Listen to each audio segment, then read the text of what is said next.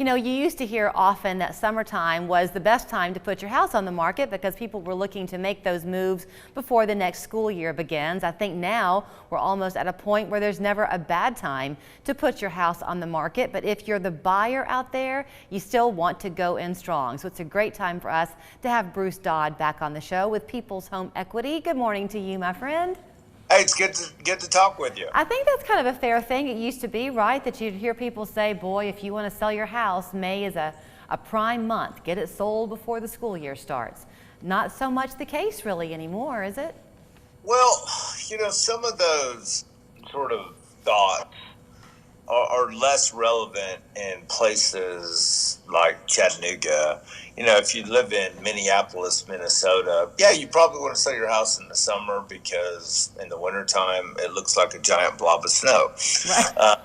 But that's not always been the case so much here. You do see a lot of families that want to do things over the summer so they're not impacting school. But our market's just kind of been busy for a while.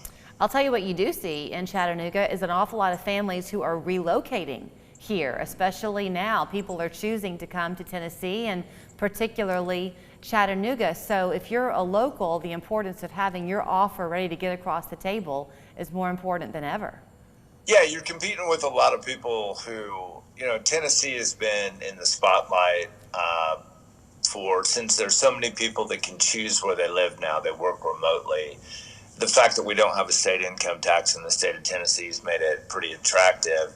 There was an article in the Wall Street Journal this week about Nashville and how Nashville's housing market has essentially doubled in the last 10 years. So Chattanooga is a lot more attractive because while it's gone up in value, hasn't gone nutso. So things are still super affordable here. So you're exactly right. You are definitely competing with more than just somebody down the street. Okay, talk a little bit about your philosophy, if you will, there at People's Home Equity, because I know you've said often before that you may as well have some fun along the way, but it's not all laughs. You make sure people are getting everything cleared that needs to be cleared. Yeah, so to me, when folks will ask, well, how soon should I start getting ready to buy a house? There's never been a major endeavor I've had in life that at the end of that endeavor, I've said, man, I wish I would have procrastinated for a little longer.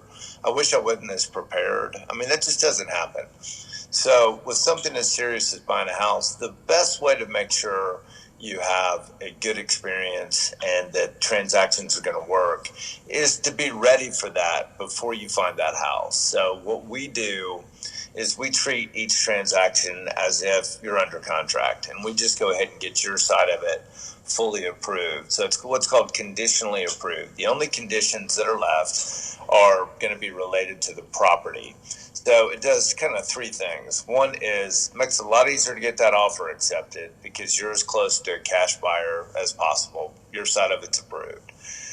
Second thing, so it makes it easier to get under contract. Second thing is it makes the process a lot more predictable for you, and the experience is a lot better because you've gotten your side of the transaction out before things really get rolling. So those are two pretty good reasons. The third reason is it can happen a lot faster. We can make that transaction a much shorter time, which also kind of goes back to point number one of helping you get under contract. So it can help you get under contract, can make the experience a lot more predictable and a lot less stressful. And third thing is, once you're under contract, it doesn't have to take as long. Okay, there are still reports of people who are, you're going to find a house that's for sale for $300,000, but people are outbidding, and the winning bid ends up being $335,000. So for that extra money, if the house is appraised, Bruce, can you mortgage in more than the house is appraised for, or does that extra money have to be paid in cash? No, so if you look at part of what's occurred, when you look at, hey, prices went way up from what the asking price is, you'll see sometimes the strategy is when somebody lists a property, they know they've listed it for less than market price for that house. They know they have, and they're counting on coming in at a low price and letting the market take it up to as high as it'll go. So it doesn't mean that because you're paying more than what they were asking that you're paying more than that house is worth. Does that make sense, Julie? Yeah, that does make sense to me, but doesn't it, yes, totally, but doesn't it still come down to the appraisal value? Well, the house is, I mean, from a mortgage standpoint, we're going to loan based on the lower of either the sales price or what the house appraises for. So, yes, that appraisal is very, very important.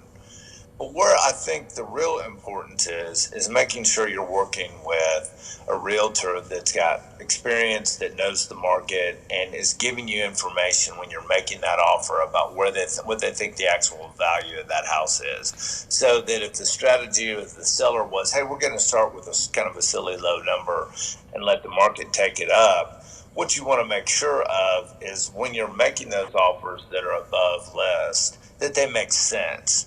You don't want to compete with stupid. You shouldn't compete with stupid. So if somebody wants to pay way too much for the house, you just need to find another house. Okay, and back to your point about finding a good realtor, that's become competitive too, because the realtors out there, I think, are so busy hoping to get their clients offer the winning bid that sometimes they're putting in their own legwork and not getting the benefit of it either. So for a realtor to see that their now client has gotten their credit and their mortgage approved and good to go, that's more enticing for them to work with you, right? Well, absolutely. If you look at it, Abraham Lincoln used to say for attorneys that their time was like a merchant's goods on the shelf. So you want to stock your shelves with things that make sense from that standpoint.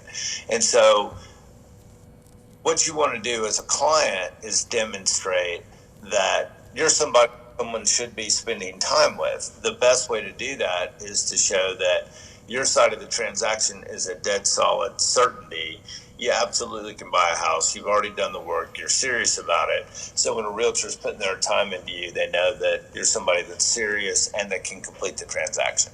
Okay, so for folks looking now to get their own approval for their upcoming mortgage, does it begin with a phone call to your office, Bruce, or is some of it done online? Well, just give us a call, and a lot of times folks like to do things online. That's cool. I'm kind of an old-fashioned guy. I like to meet with people, but most people don't want to do that anymore. So we'll kind of go whatever makes sense for our client. We work for the client. They don't work for us, so we don't dictate exactly how that has to work. I will tell you, my tip for you for the day is if you can go meet him in person, it'll be a lot more fun. He'll find all types of things to talk with you about. Bruce, thanks for the conversation. My pleasure. You can find him and the full team there of People's Home Equity at 6650 East Brainerd Road. Their phone number is 591-9801 for you to call. And again, online, it's pretty easy, chatmortgage.com. We're back after this.